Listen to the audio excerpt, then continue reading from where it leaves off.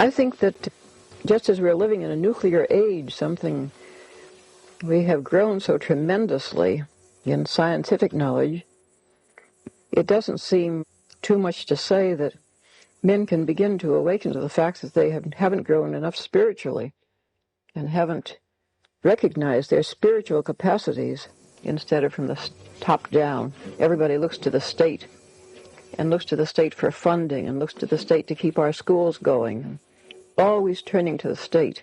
And the state isn't supposed to be functioning in this way.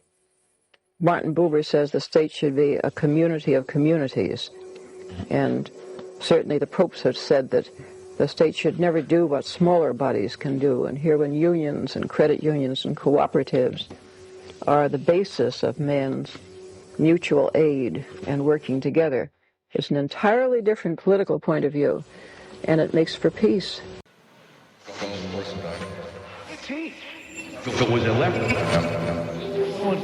Welcome to the Subversive Orthodoxy Podcast. I'm your host, Travis Mullen, and I'm excited to have you with us.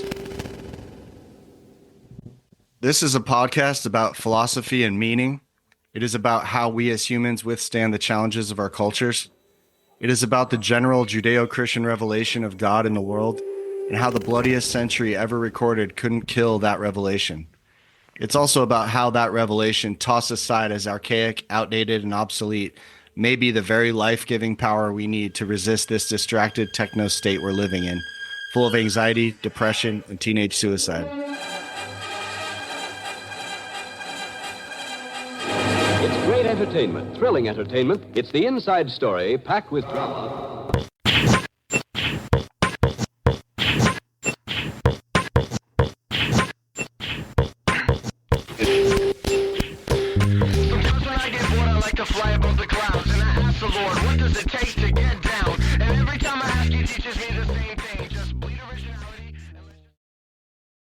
Dorothy Day was born in 1897 in Brooklyn, raised in a loosely Protestant home with little religious formation. Her early adult years played out in New York and Chicago, running with circles shaped by socialism, anarchists, and labor organizers. Her convictions were pointed towards justice, but her personal life was unstable. She wrote honestly later about an abortion in her early 20s, something that stayed with her morally for the rest of her life, and was part of the interior complexity that drove her spiritual development. The turning point came late in her 20s. The birth of her daughter Tamar gave her a gratitude that she kept finding herself attributing to God, and so she was baptized into the Catholic Church in 1927, a decision that cost her her primary relationship and repositioned everything she already believed inside a theological framework. Meeting Peter Maurin in 1932 gave that framework somewhere to go. Together, they founded the Catholic Worker Movement in 1933, starting with a penny newspaper and eventually building houses of hospitality in urban neighborhoods where food, shelter, and community were simply offered for free, no formal requirement, held together by volunteer poverty and shared work. She stayed in that work for the rest of her life, lived in the same communities she helped build, kept a daily rhythm of prayer, writing, and manual labor. Her journalism was a mix of on-the-ground reporting and theological reflection about the people right in front of her.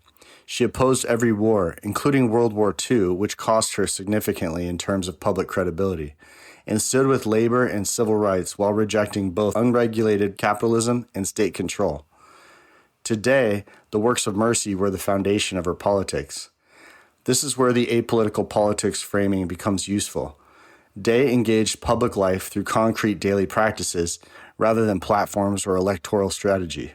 Her goal was forming communities that operated from genuinely different assumptions about what people are worth and what we owe each other.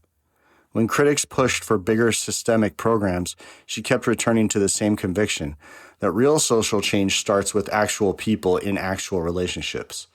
Her work touches Catholic social teaching, personalism, and Christian anarchist thought, but what she actually produced was decades of practice with a written record to match. Dorothy Day is one of the most consequential Christian figures of the 20th century.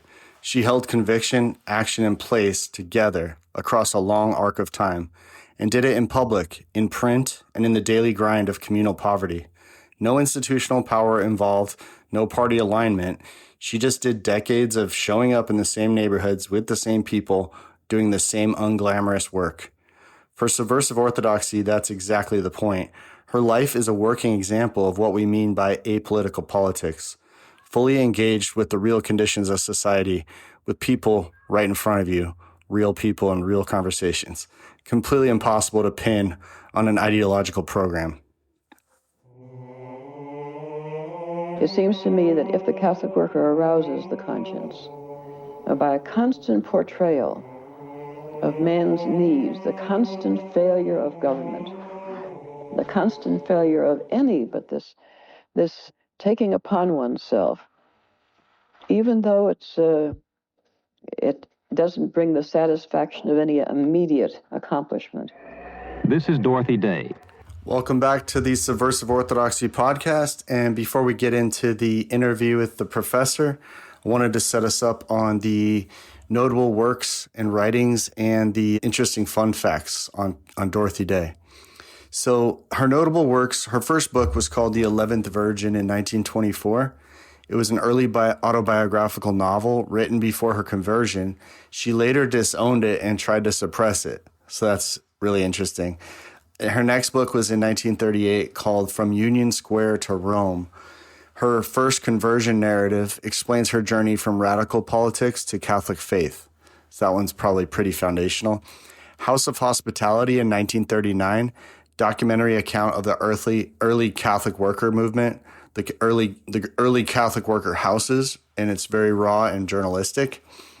1948, On Pilgrimage, so now she's a lot older, around 50-something, and collected volumes from the Catholic worker, her most devotional writing. And then her most quintessential work that most people recognize, her most famous book, is The Long Loneliness in 1952, her definitive autobiography, widely considered one of the great American spiritual memoirs of the 20th century. Loaves and Fishes in 1963, History of the Catholic Worker Movement, accessible entry point for new readers. And in 1972, her account of the turbulent decade through the worker's lens was called On Pilgrimage, the 60s.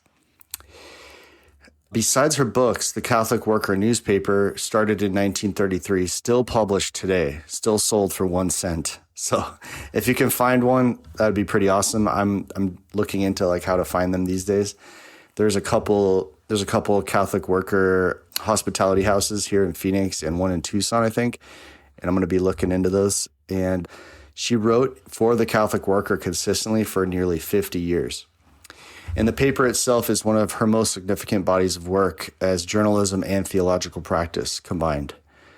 Some of her big accomplishments other than writing is that she co-founded the Catholic worker movement in 1933, and it's still going with Peter Maurin.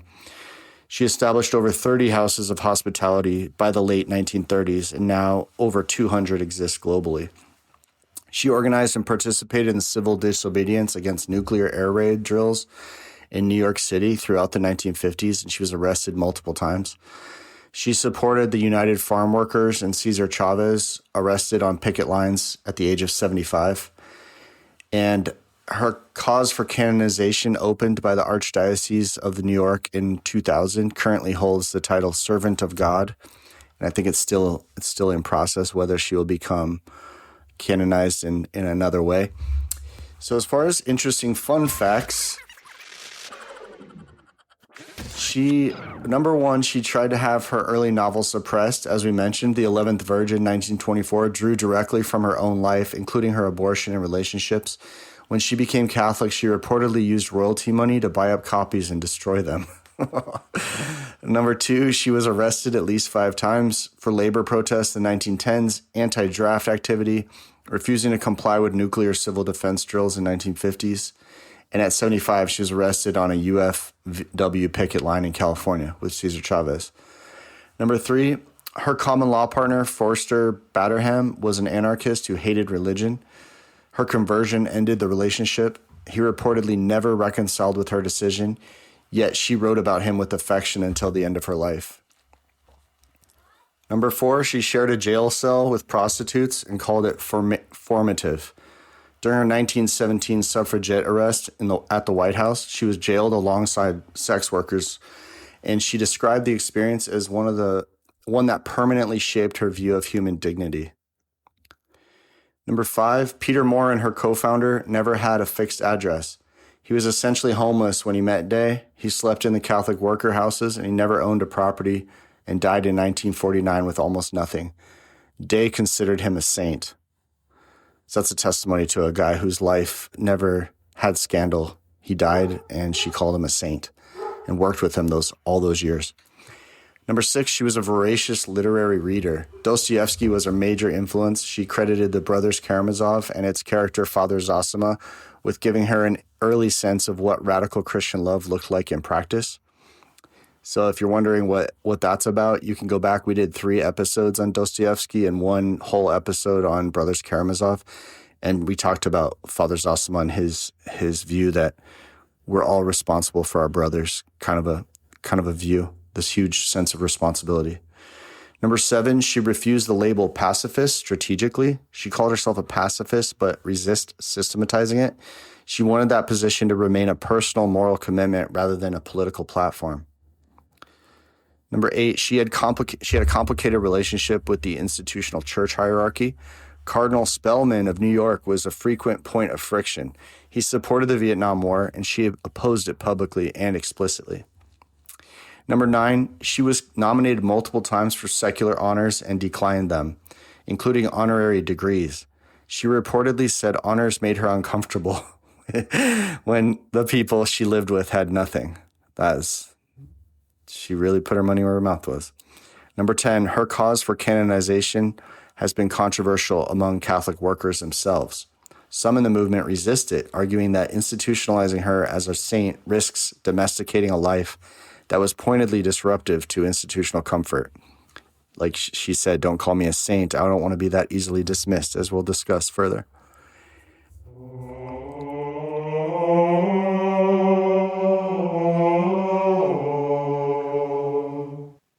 And with no further ado, I'd like to welcome back Professor Inchausti.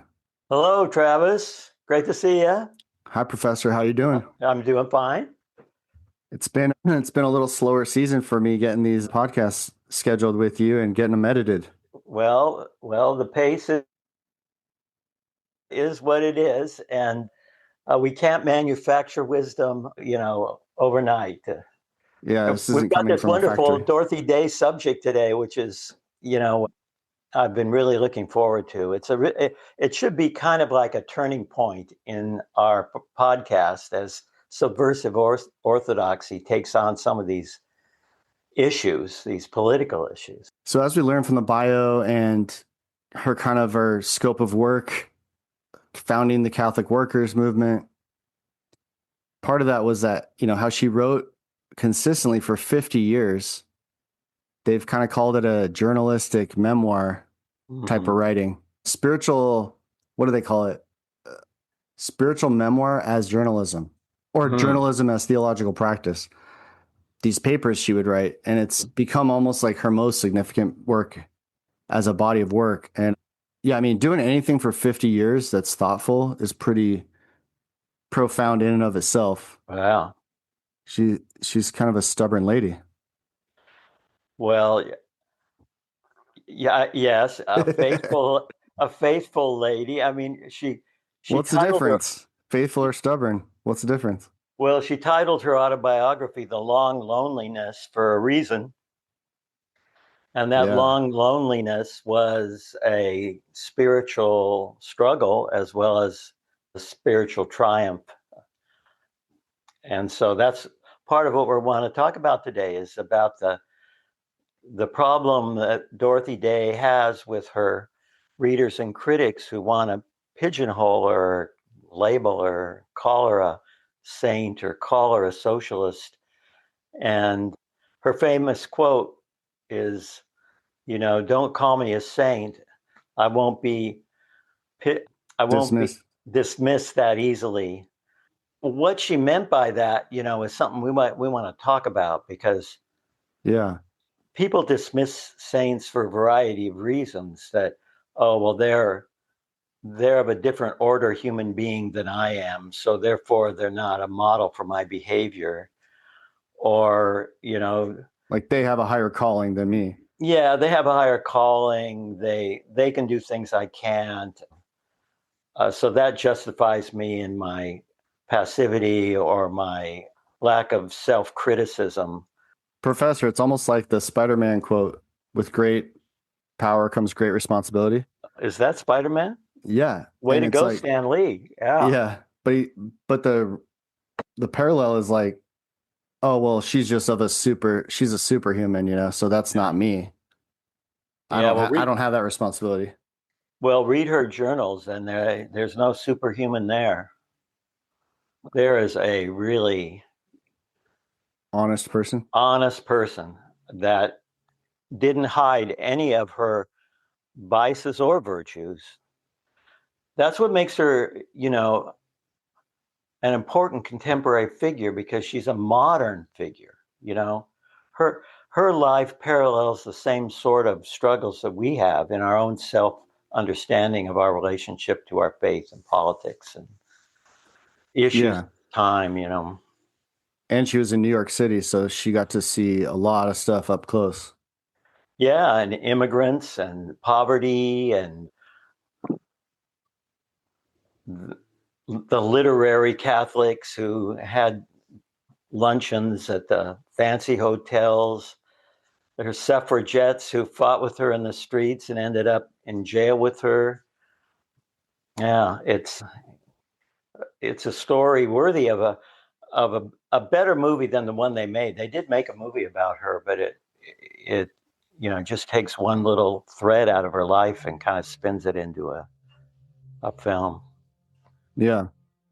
Well, one thing I wanted to jump in on with you, Okay. Professor, was Yeah. just you put her under apolitical politics in your book as like the section in the heading. Yeah. Which rightly so. Her Ann Wendell Berry and the others in there. They don't really, you can't really pigeonhole them right or left because their implications are far too complex and broad. Mm-hmm. And one thing, a lot of conservative Christians these days would probably, or just conservatives in general, would probably write her off as a liberal or as a socialist, affiliating with exploitation of worker movements like IWW, International Workers of the World, and going to protests and getting thrown in prison. Is she just a stunt devil of the left, like some kind of political activist? Well, I mean, as you get to know her, she's way, way deeper, way more authentic, and she's not going for a photo op to be thrown in prison. She's like people might be doing today, actually. It's on Instagram. Did you see me get arrested? She talked the talk and she walked the walk. Yeah, 50 years straight. Yeah, 50 years straight. And she took the hits. And this whole section in Subversive Orthodoxy about anti-political politics, maybe I should just read, I got the quote from Václav Havel to describe the Velvet Revolution when the Czechoslovak Republic sent the Communist Party packing, and he became head of the government at that time. And he describes, that he was interested in anti-political politics, which struck me as a perfect way of describing these Christian atypical figures like Wendell Berry that could be maybe called a conservative, and Dorothy Day that could be labeled a liberal, radical, but really they don't fit these definitions. They're Christian personalists who believe in the dignity of human beings outstrip any political category that they can be placed in. And so labeling people and scapegoating people and calling your enemies by, easily stereotyped names is kind of like what our politics has become. It's become this sort of art of spin and all of that. But I wanted to read from Havel describing an anti-political politics And he Is says, this in the setup to that section? yeah, this is in the setup to this section.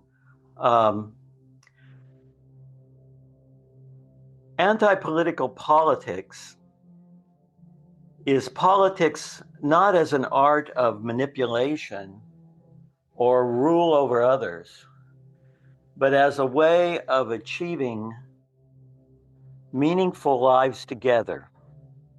Politics as practical morality, as service to the truth, as essentially human and humanly measured care for our fellow humans.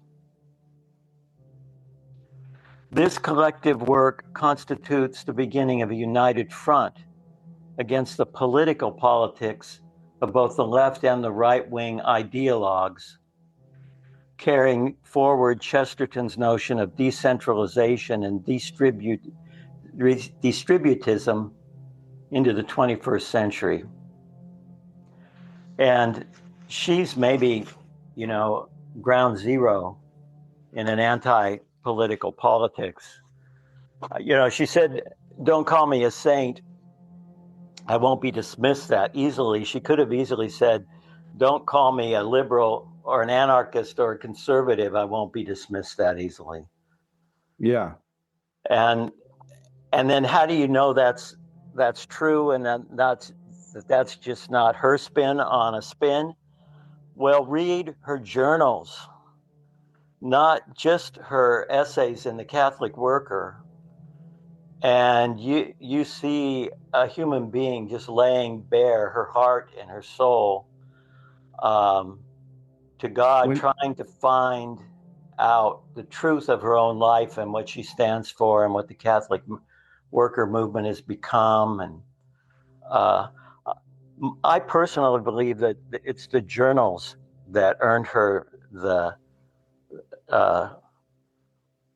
earn her canonization as a saint in the Catholic Church, even more than the Catholic Worker movement. Well, as much as the Catholic Worker movement, where she fed 1,500 people every day in those soup kitchens for years and years, on top of running a newspaper and writing her own columns and writing a spiritual journal, which wasn't published at all until very later, and most of it, a lot of it, not until after she died. Yeah. I was just going to ask you a question about something you just said, but I think I lost it. I talked over you. Sorry. No, it's okay. I wanted to read a couple lines here from your book too. That one is you writing in the setup, not about her particularly yet, but then it goes into how she's connected. And there's so much in here that's politically extremely charged to right now, to this day. Yeah. One of them I really got to show you. This stuff you wrote 19 years ago. Well, you probably wrote it 20 years ago. Don't remind me. No, it got published 19 years ago, but you probably wrote it before that, right? Yeah. But this part says, the alternative proposed by Christian, the alternative to what? Local concerns have become increasingly regionalized, regional concerns increasingly nationalized. So it's this idea of nationalizing all of our problems. The alternative proposed by Christian social critics to this growing occupation by the forces of international capital, so transnational corporations, is for ordinary citizens to take back responsibility for their own material well-being through more capitalism, not less. That is to say, through a greater distribution of capital as opposed to greater centralization, which is the idea of distributism. By building upon Dorothy Day's example of self-sustaining farms, family businesses, economically autonomous communities and households, more and more individuals could become secure from the would-be Caesars of the world, thus making possible a true alternative to the top-down hierarchical organization of the human enterprise. And then this is the part I noted, like, wow, he wrote this 20 years ago. To accomplish this radical reordering of priorities, however, policies must be encouraged that will increase the economic autonomy of families and small communities. Capital must be redirected towards local, environmental, sustainable projects and collectives. Our national security can best be sustained through decentralization, smaller power grids, and greater commercial diversity. This is even more true in an age of terrorism. The Christian solution, insofar as it is exemplified by the thinker activists examined here, advocates smaller corporate units and greater economic diversity, flexibility, and security, not a new crusade in defense of empire. So it's kind of the argument. Amen, my brother. Whoever wrote that was cribbing some good material from somewhere. Yeah, it's distributism. But then I got to read this because this is very relevant in the days of Trump and the No Kings protests. Mm-hmm. The opening quote of Dorothy Day under Dorothy Day mm-hmm. is from quote. What is this? It's from the Catholic Worker. So this is one of her writings in the Catholic Worker entitled "Are the Leaders Insane?" 1954. That's a very relevant title. Are the leaders insane? Right. Okay, now in here you find a line that is just absolutely resonates with the No Kings idea that, even was a biblical idea. So St. Augustine in his City of God says that, so this is Dorothy Day writing. Mm-hmm. St. Augustine in his City of God says that God never intended man to dominate his fellows. He was to dominate the beasts of the field, the fowls of the air, and what crawled upon the earth. But men were not to dominate each other. He preferred shepherds to kings. It was man himself who insisted on having a worldly king, though he was warned what would happen to him. God allowed the prophets to anoint the kings, and once men had accepted their kings, they were supposed to show them respect, to obey the authority they had set up. To obey, that is, in all that did not go against their conscience. St. Peter was ordered by lawful authority not to preach in the name of Jesus, and he said that he had to obey God rather than man, and he left prison to go out again to the marketplace and preach the gospel. Over and over again, men had to disobey lawful authority to follow the voice of their conscience. This obedience to God and disobedience to the state has over and over again happened through history.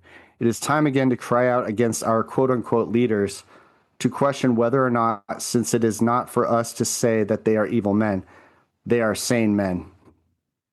We can question whether or not they are sane men, but we're not supposed to question if they're evil or not. Let God do that. Whoa, yeah. Oh, now you see the reason that she's up for canonization. Those kind of distinctions are very powerful and ahead of her time. Gee. But let's go back to what we were saying before that I think is germane to this, because we're talking about this anti-political politics and distributism. One of the problems in the long loneliness in Dorothy Day's life was that she had a daughter, Tamara, who grew up in the Catholic worker movement.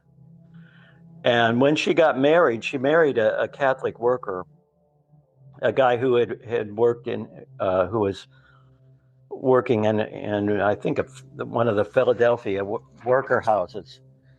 And so to help them get a start, Dorothy sold her home on Staten Island and gave the proceeds to her daughter and her husband to buy a farm in West Virginia. And so they bought a farm in West Virginia. And, wait, I'm sorry. She did this for what reason? I kind of was looking at some of your writing here for a second. To help Tamara and her husband get a start in their life. Okay. So he was working in a Catholic worker house, and Tamara was also, living from poverty within another Catholic working house, Dorothy. And so she bought him this farm in West Virginia. Well, the farm had no running water, had no plumbing, was pretty much what do you call these farms that have no hope in being self-sustaining? Kind of like a farm, but barely survivable, to live off the land in West Virginia. And the nearest church was like, miles away on this country road. And Dorothy went, to stay with them and to help them, move in and everything. And she writes a passage in her journal and says, I've spent my life, serving the poor, and now my daughter has become like one of the poor in a novel by Dostoevsky. And what am I doing?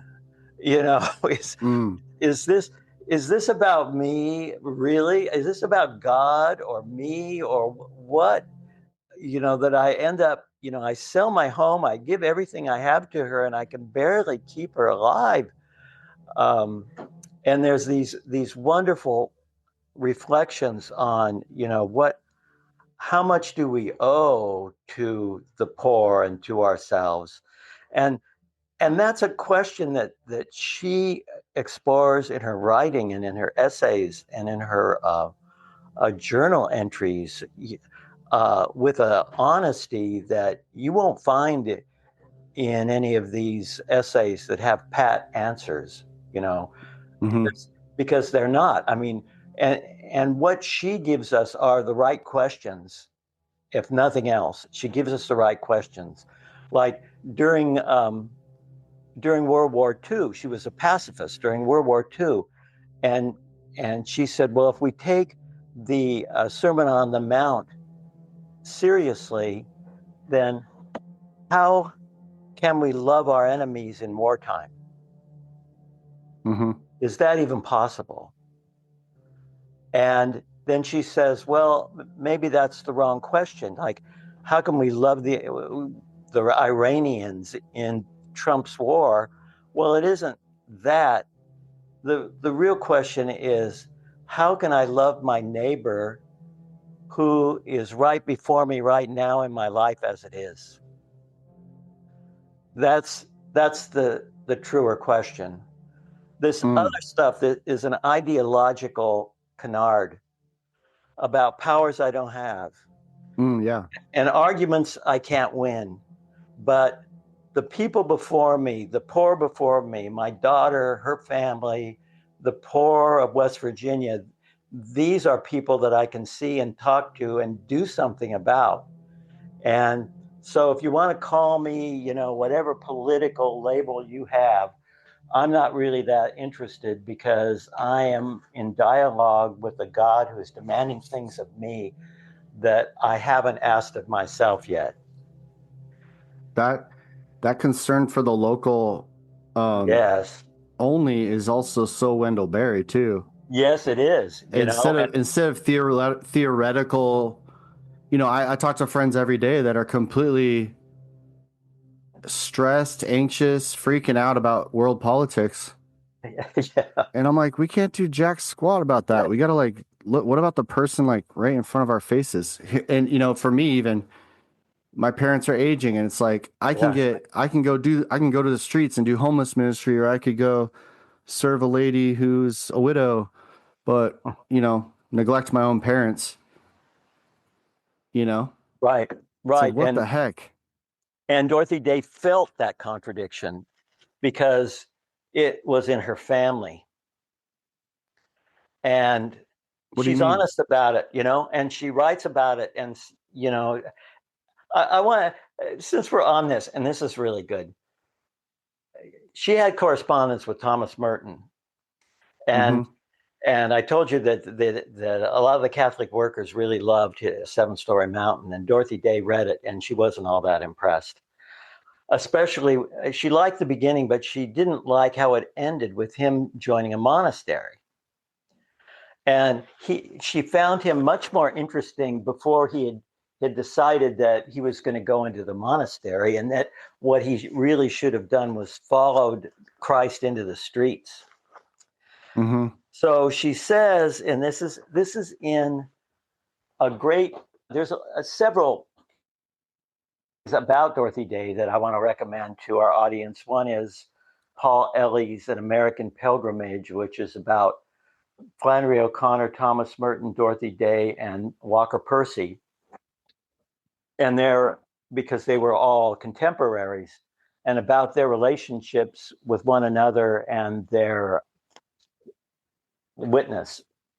various different witnesses. And then also there's a chapter on Dorothy Day in The Road to Character by David Brooks, which is really good. But here's what Dorothy, let's see if I can find this now. Oh yeah, this is what I want to say. So she says,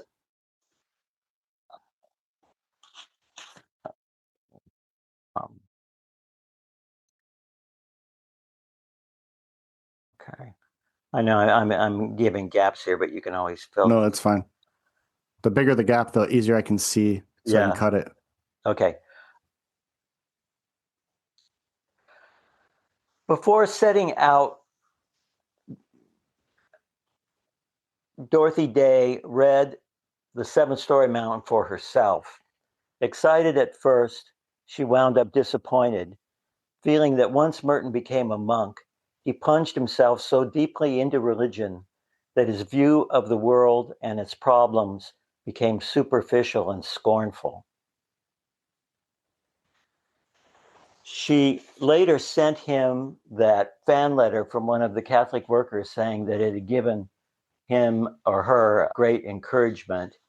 And he wrote back saying how much he admired her work and how did she keep on with such faith in the face of all this criticism from people in the church. And she wrote back and said, well, see if I can, there's a little quote from that where she sort of says, she told him that he was in her prayers, and her prayer for herself, she explained, was for perseverance, to go on as I am, trusting always the Lord himself will take me by the hair of the head like Habakkuk and put me where he wants me. Mm-hmm. And her prayer for him was the same. She prayed that he would be faithful until his death. Now this is the incredible passage from a letter Merton wrote back to her. And we know that Merton disowned Seven-Story Mountain about 6 months after it came out. I didn't know that. Yeah, and said that he didn't know the person that wrote it, that the person that wrote it had nothing to do with him now, that he was a bit of a prissy convert that was criticizing other religions and other kinds of Catholicism, and it embarrassed him, and that if he had it to do all over again, he wouldn't have written it at all. Only 6 months after? Yeah. Wow, that's a fast evolution. But that didn't make it, in the press as much. I'm sure that the Gethsemane folks didn't put that out on a newsletter. So Dorothy wrote him that, and this was in February of 1960. This was many years later when he got that letter from Dorothy, and then he writes, "Oh Dorothy, I think of you and the beat people and the poor in virtue, the very poor, the ones no one can respect. I'm not worthy to say I love all of you. Intercede for me, a stuffed shirt in a place of stuffed shirts and a big dumb phony who have tried to be respectable and have succeeded. What a deception. I know, of course, you are respected too, but you have a right to be, and you don't jump into the most respectable possible situations and then tell everyone all about it. I'm not worried about all this, and I'm not beating myself over the head about it. I just think for the love of God, I should say it, and that for the love of God, you should pray for me." So basically, he's telling her the guy who wrote Seven-Story Mountain was a big dumb phony. Mm-hmm. And that he was just beginning his journey into what God had wanted for him. And that was the not long after that, that's when he had that famous Louisville experience where he saw that being a monk didn't make him special from other people. He was no more holy than the shoppers in the mall and the people that were walking down the streets, and that he should be happy to be an ordinary human being and not feel like he had to pursue all these exalted spiritual prayer techniques and things like that, which signaled his turn to a more open Catholicism, a more open interest in other faiths and other developments than he might have otherwise pursued as a contemplative. And also why he began being invited to other countries and other places, which his abbot wouldn't let him go because he didn't want him to undermine all the good work he'd done as a recruiter for the Trappists by speaking about this more ecumenical, open Christianity that his first book seemed to belie. So that I thought that was very interesting, and also leads me to talk about, and I wrote some of these stuff down. This idea that when Pope Francis came to the United States, and he said that the four greatest Americans of all time were Abraham Lincoln, Martin Luther King, Dorothy Day, and Thomas Merton. He was talking about this Dorothy Day, right? And this Dorothy Day that raised the important questions rather than to have all these rote answers and ideological, reducing religion to politics or ideology.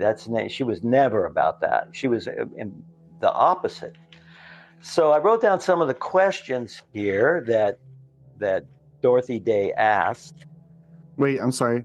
You said the Pope, is this Leo, the new one? No, that was Pope Francis. Francis said that? Yeah. Lincoln, Dorothy Day, MLK, and who else? Thomas Merton. Oh, and Merton, that's so cool. Yeah. And Pope Francis said that? Yeah. Pope Francis said that. So he said those are the four greatest Americans? Those were I don't know if he said they were greatest Americans, but he said that they were the four great Americans that he admires the most were Lincoln, Martin Luther King, Dorothy Day, and Thomas Merton. And then he had a paragraph about what each one's contributions were, and I don't remember what he said about Dorothy Day. I should have looked that up before we talked about her. I could probably find it real quick. Yeah. So he said, here it is. I found it. In these times, this is what Pope Francis said in 2015. To Congress, in these times when social concerns are so important, I cannot fail to mention the servant of God, Dorothy Day, who founded the Catholic worker movement. Her social activism, her passion for justice, and for the cause of the oppressed were inspired by the gospel, her faith, and the example of the saints. How much progress has been made in this area in so many parts of the world? How much has been done in these first years of the third millennium to raise people out of extreme poverty? And these are exclamation points. He's looking to the work of the Catholic workers movement. I know that you share my conviction that much more still needs to be done, and that in times of crisis and economic hardship, a spirit of global solidarity must not be lost. At the same time, I would encourage you to keep in mind all those people around us who are trapped in a cycle of poverty. They too need to be given hope. So yeah, that was pretty much how he referenced her. Yeah. That's awesome. The quote, I think this was from the essay by David Brooks on Dorothy Day. And he said something along the lines of, the spiritual life begins not when you find answers to your questions, but you no longer avoid the questions that have found you. That sounds like Percy. Yeah. And she well, it's very Kierkegaardian, right? Yeah. And so I tried to write down some of the questions she found that everybody in the 50s were and 40s were trying to hide from. Not what should I do, but what's being asked of me that I don't want to hear. Mm-hmm. Not what is the church's stance on poverty, but who is at my door and what am I to do about it? I love that. Not is war ever justified, but can I, in good conscience, participate in this one? What have I accepted as normal that is really a symptom of my own sleep? What have I called necessary that's actually a form of my fears? The things that you are being asked of are small, specific, are usually small, specific, and non-transferable. A conversation you're avoiding, a renunciation you keep postponing, a falsity you keep repeating. A way to sit with it and not resolve it is to let the questions come and write about them in your journal, which is what she did when she visited her daughter at that Coldwater farm. She says in the journal entry, I didn't know what to do other than to go in my room and write in my journal and confess to God what was happening to my daughter and ask him for help in solving this. Here's some more Dorothy Day question. What does it mean to love your enemy in wartime? Is this from her journals? No, this is just me summarizing her journal topics. She didn't make them into questions. She just asked them of herself in other language and then answered them, which makes her journal, such a great spiritual thing to read. Okay, what does giving everything to those who need it look like in an industrial economy? What is obedience when the institutions themselves have compromised their morals? That's sort of her thoughts about the church there in a way. Abraham did not explain himself. He didn't justify himself. He only acted in relationship to his God. Not looking for excuses for your actions, but here I am under a demand that I don't fully comprehend. These life examples question life itself. What that questioning is rooted in a fidelity and self-sacrifice to a greater God than she herself could imagine or knew. Her authority lies not in her conclusions, but in her deep faith and ability to keep asking the right questions. That's some of my notes from reading the journals recently, and those are the questions raised in her journal that open us to the dialogue of that she was raising, and not to a definition or a label that we can put away that who she was, because those questions are still with us, Yeah. and to just watch her wrestle with that is inspiring, and also humbling, because like she often didn't have any answer to it other than to hold on like Abraham with faith that with the Kierkegaard's Night of Faith, takes a leap of faith. I don't know why I was asked to come up here to this mountain. Mm-hmm. And that's part of the long loneliness. That's why that's such a great title, that faith is a long loneliness. And not along loneliness and the fact that you have to be by yourself, because she was involved with people every day, but a loneliness that there's always some question about whether you're responding and with authenticity and integrity to these questions, Yeah. these biblical questions that challenge you. So those are some of the good quotes there from. So I want to go into one of these questions that is sort of about the fact that you can't pigeonhole her left or right. Mhm. She opposed. So I'll set it up and then Okay. you can speak to it. But I'll try to ask one question at a time. Yes. Yeah. But she opposed capitalism's exploitation of workers, so helping with unions and protests and stuff. And she opposed welfare, like administrative welfare state, as a substitute for personal moral responsibility, which, I conferred, or I researched that she's getting a influence stream from Dostoevsky on communal responsibility. Yeah. I'm responsible for everyone. Yes. She was pro-life when it comes to abortion, and she was anti-war, which is consistent ethic of human life, and anti-nuclear, and pro-labor.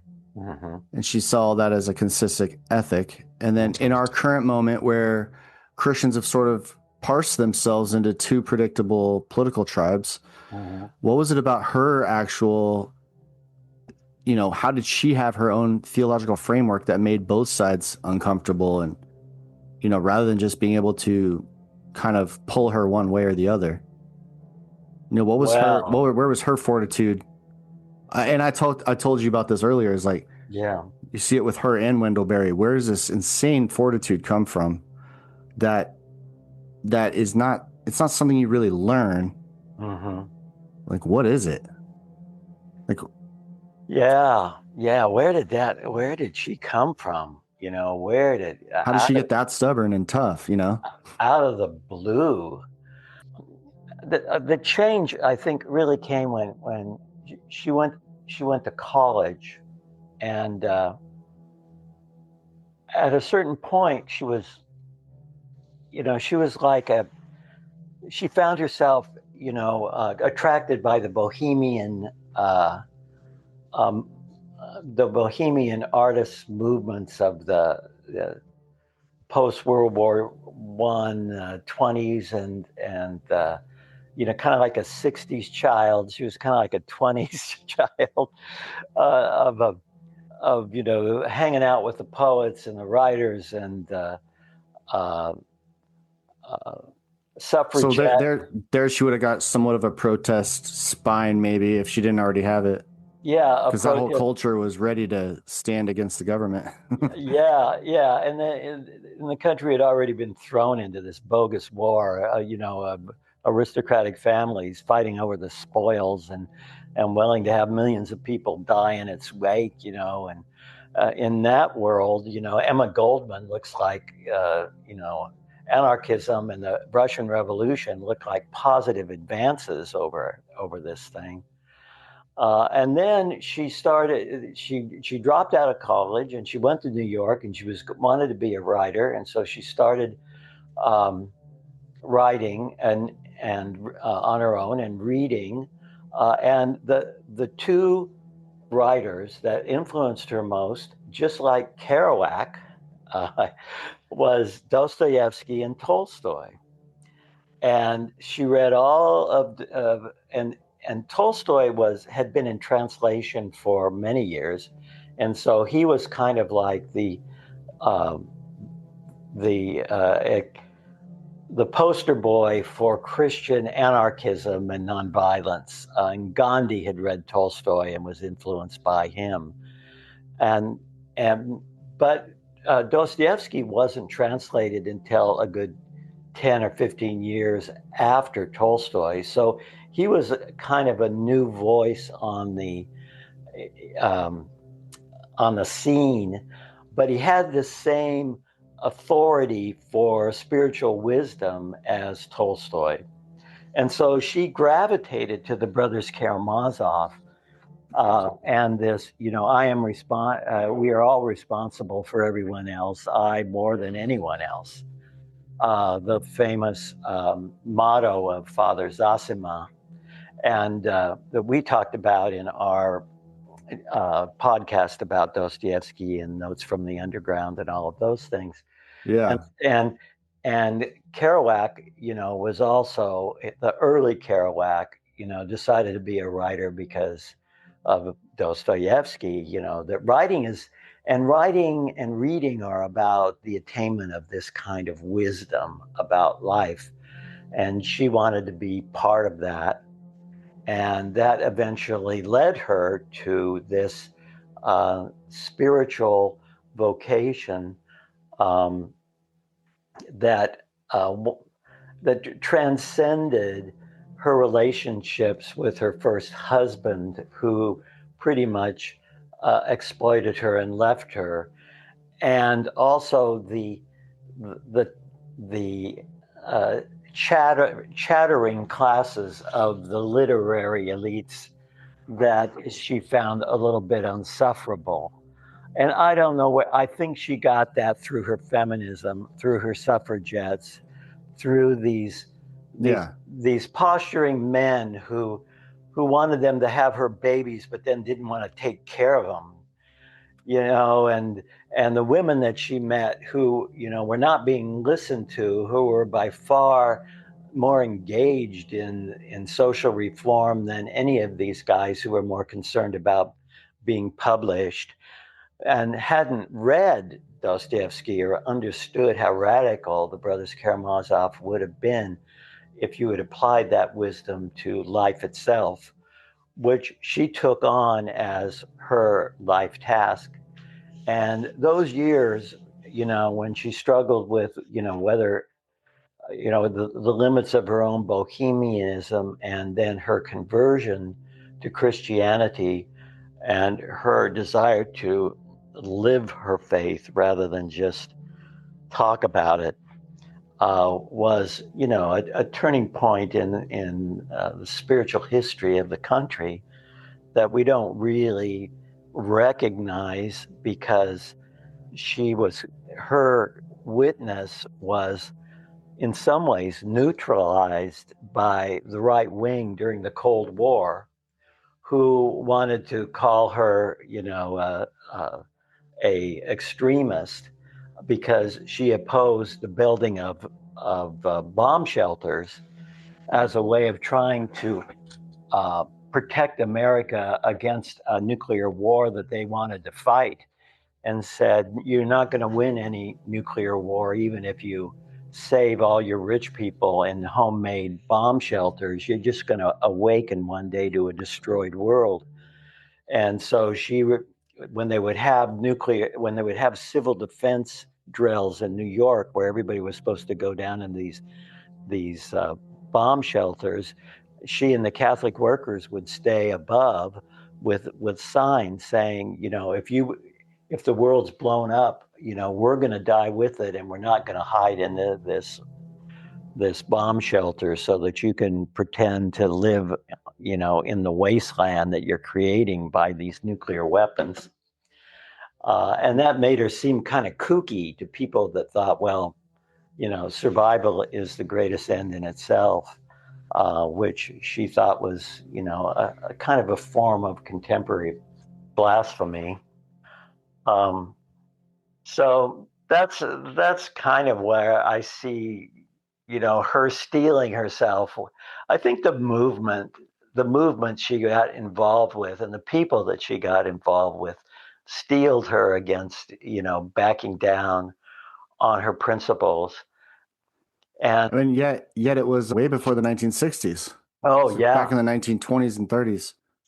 And she was very critical of the 60s hippies, which is surprising to me because they loved her so much, and the left and the Berrigans and all of those, and even Merton, saw her as a great exemplar, but she didn't like the lack of discipline in a lot of it. The hedonism of the hippies was not attractive to her.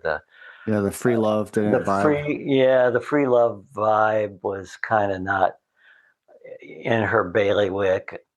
And although she attended all the protests and she marched with Cesar Chavez and she did all of that stuff, which in retrospect she might have thought again about, but it was all, learn by doing, processing, wondering, if she was listening to the right impulses in her prayer life and writing the journal about it. One of my favorite essays by Dorothy Day, and I always recommend it to any of my left-wing activist Catholics, is the one on poverty. And it's right, well, she wrote many on poverty, but there's one in particular on poverty that's right out of Dostoevsky, although I don't think she quotes him. But the opening line is something like, in all these years, I've never understood poverty. On the one hand, it creates despair, depression, illness, broken families, everything that is wrong with this world. And yet, it also creates the best people in this world. How could that be? How could that be that the same force that drives somebody into despair could make one a champion for other people? Yeah. The best organizers, the truest Catholics I've ever met, were not born into wealth. They were born into struggle. And Dostoevsky's all about that, right? It wasn't until you had the crisis, the trauma, the bankruptcy, that you began thinking, well, maybe I'm on the wrong road. There's something here in your book where it kind of hit along those same lines, where about the poor, not necessarily, they suffer, but they're not necessarily unhappy, while the rich are not suffering, but not necessarily happy. Yes. It says economic ills are not entirely problems of material development. Many of them simply reflect a lack of spiritual serenity and self-acceptance. The poor of this world are suffering not only from a lack of land and capital, but also from a failure to grasp what it is that would actually make them happy and thereby independent from the powers that be. This is the reason why the Gospels are good news to the poor. They reveal the essential emptiness of worldly prestige and replace it with the true joy of the beloved community, which I have seen in poor communities. The true joy of beloved community is in a dusty town in Mexico. Yes. A church of 40 people and just total joy and total abject poverty and just the happiest, most loving, giving people in the world. Yeah, and that paradox. I've seen this up front, Yes. In Guatemala, like families with no doctor, like they don't have a doctor in that town, It's like, grandma's suffering and so-and-so's suffering and people are dying young, but meanwhile, they love their family and they love their community and they have wonderful feasts with their minimal amount of food. Yes, and Dorothy Day understood that paradox, so perfectly. This concludes part 1 of Dorothy Day. We will have part 2 coming out in the next week or two, so stay tuned. Spiritually, I wanna jump off a cliff without a parachute like I'm high on cannabis and skip through fields naked like I wonder if I could drift or if I could drift through it. Dancing through moonlight under night. This has been the Subversive Orthodoxy Podcast with Travis Mullen and Professor Inchowski. Through a stained glass oceanic scene. Say hi to human beings with a smile unseen. Grabbing wildflowers as I slide down hills after a rain, after some